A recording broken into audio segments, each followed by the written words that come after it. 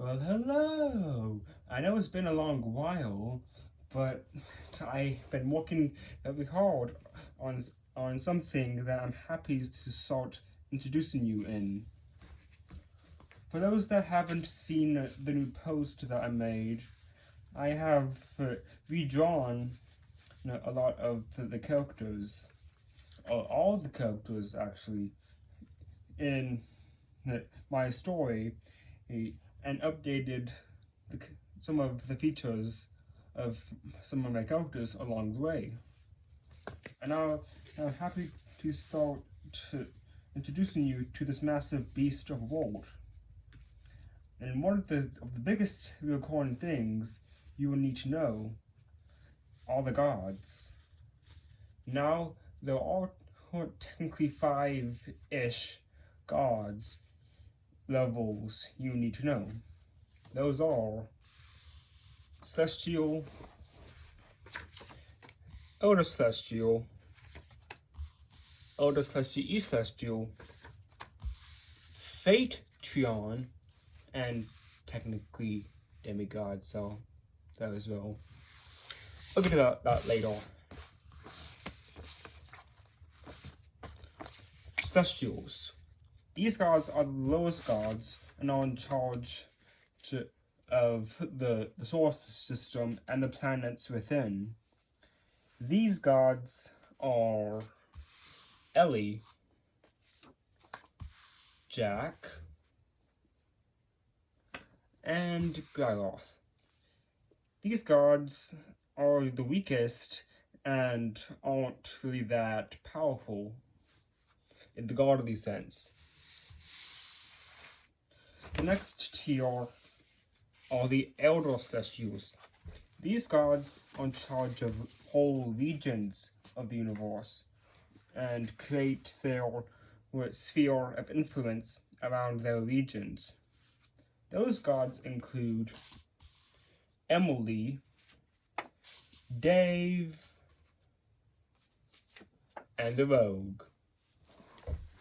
These gods are usually these gods and the levels of Elder Celestial are usually forgotten about since they don't usually like to interact that much with the other levels as much as they could have, and usually tend to stay out of the story. The next level are the Elder Celestial E Celestials.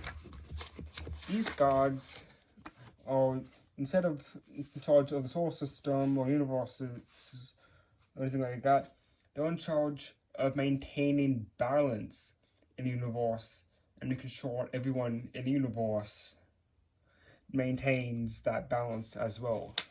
Those gods include Godrith, the Dealer, the Instamite, then the Dealer, the Seer, and Santinton. These gods are usually considered as to be extremely powerful and incomprehensible. Since you got the god of life, the god of death, the god of watching all of time, the keeper of the ingredients of life, and the god of corruption.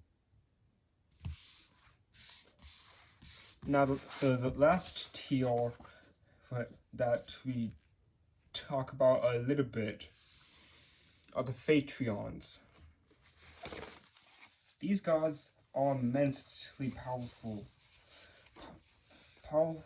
So incomprehensibly powerful, but not even some of the smartest gods can comprehend them. These gods include the Rings of Karma, the Ends of Karma, good, and evil, and him. These gods usually maintain balance within the whole multiverse and make sure so that every timeline is maintained. Now there's an asterisk when it comes to Patreon, since it is technically a sixth one. We'll get to that later. Now, a key thing I will mention is these why and how those tiers of godhood is the golden rule. The golden rule is this powerful rule that all gods and mortals follow on a day-to-day basis. Some of the rules that we usually talk about a lot are that no gods or mortals are allowed to see anyone from a higher tier, nor a lower tier. No, that includes speaking to them and showing your true form. And no gods or mortals can show their true name to anyone below them. Now, this doesn't really affect mortals, since mortals are in the lowest tier and can't access any of the gods to begin with. Now that leads us into the demigods. Now with the demigods, there's a lot of powerful characters that are usually claimed to be demigods, but are not on this list. These demigods are either God-made, but don't obey the golden rule, or they are so corrupted they made themselves to be demigods. But there's always a bunch of asterisks. These include the creator, the puppet master, the card, and the glob, the titan, Vincent, the Soul Reaper,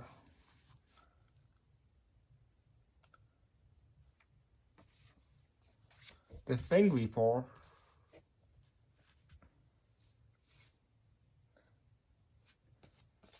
and the G-Star. Now these gods are usually they're a lot more present when it comes to the story, since these gods can interact with mortals and usually do interact with them on a day-to-day, somewhat day-to-day basis. These gods don't follow the golden rule, so they can be seen by mortals, and can have their true names be shown. Now, with the golden rule, whenever a god breaks it, or doesn't follow it, that's the same thing, they become a fallen god, and technically get the demigod label, but since they already were god, it doesn't really matter. The fallen gods are each from the three tiers, and those are Santintin, aka the god of corruption, the rogue, now technically known as the god of the forgotten, and Gragoth, now known as Gragoth. These gods are either try to fight the other gods and fail horribly, making them fallen gods, or they dealt with high levels of corruption, that their souls and essences have been twisted in a godly way that made them a demigod slash fallen god. Remember, these are not demigods, they're fallen gods, because they have the powers of the gods, but they are now considered fallen gods of what their actions did. The character that is extremely important to the story and has to be mentioned is the virus. This character is the main antagonist of the whole story. Technically, he should be labeled a Phaeton. But the thing is, he does not have access to the multiverse. So he should have the Elder Celestial title. But he's more powerful than any, and has that complexity that not even gods can do it. So he should be a Phaeton. But since he doesn't have access, he should be an Elder Celestial. Since he doesn't have universal access, it goes to Paradox, which makes him pretty much in between. Since there isn't a level, he's just out there doing his own stuff. And the big thing you need to know about him is that he's horrifying, mortifying, and even a glance for a millisecond can scar you for life. So pretty much, think of the most scariest thing you can and multiply it by 6, and he'll still be a lot scarier. So much so that nobody can even see his true form. That's how mortifying he is. Now with the virus, he actually technically made a character himself. That's known as the Dolmenzen. This character does have access to multiversal travel, so she should be a Phaeton. But since he's made by the virus, it isn't a Phaeton. He technically has that paradoxical level as well. That's why these two are normally seen as inhuman and even ungodly. So they're not even considered as demigods, since that's much lower and will be in his art pretty much. Now, similarly, Gragoth actually made some of the characters as well. Some of those include the Titan, as we talked about earlier, but also the Vortex and the Monster. Now, in a separate video, I'll tell you the importance of these 3 characters. But make a long story short, the Titan is Gargoth's creation himself, and Gargoth did something to make these 2. That's why the Titan is 100% a demigod, no questions asked. But these 2 are considered monsters or demons, which are not a demigod entirely, so they're not even considered that. Now, something I will mention is that there are some beings that are not directly labeled as any of the levels. These gods, for several reasons, don't really have a place in it. Those are Holiday, the god of celebration, emotions, and holidays. The Equinus, the god of pure power. The G-Star, Lady Deville, and Vincent. One thing you may notice that the G-Star and Vincent, they were first labeled as the demigods. They technically are. They got human forms. They act like humans, but the powers are very godly. The G-Star is the god of time, is labeled as the demigod of time, and he can make everything as if it was always that by changing it into the time. Vincent has pure matter creation, and he can change the continuity. So these two, even though they are technically labeled as demigods, though considered to be so powerful, they can be a celestial. Holiday is the most mysterious out of the gods, and that we don't know anything about him enough to label him on the 3 levels. The Hequiness kind of has the same problem as the Virus and the Dormanzen, and that he's so powerful, he should be labeled as an Elder Celestial, but since there's already evidence that he was made by an Elder Celestial, he should be an Elder Celestial. But since he's so much more immensely powerful than the Elder Celestials, he's technically a Elder Celestial. That's why he's normally seen as a middle ground. Now, Vitality, think of his role, he's theorized on both levels as well. That's why he's also considered that paradoxical middle point. Lady DeVille, the reason why she's considered to be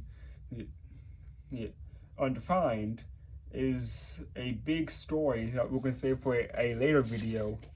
To make a long story short, she was granted godhood from unseparate actions. By doing this, she was in a paradoxical level between demigod and celestial. So she was granted it by the Fangreaver. Since the Fangreaver was the one that gave forth the ability of godhood, she can't be a demigod. Since a demigod cannot make a demigod, the demigod can't even make any life to begin with, which makes her on the paradoxical level. Well, that's all it in this video.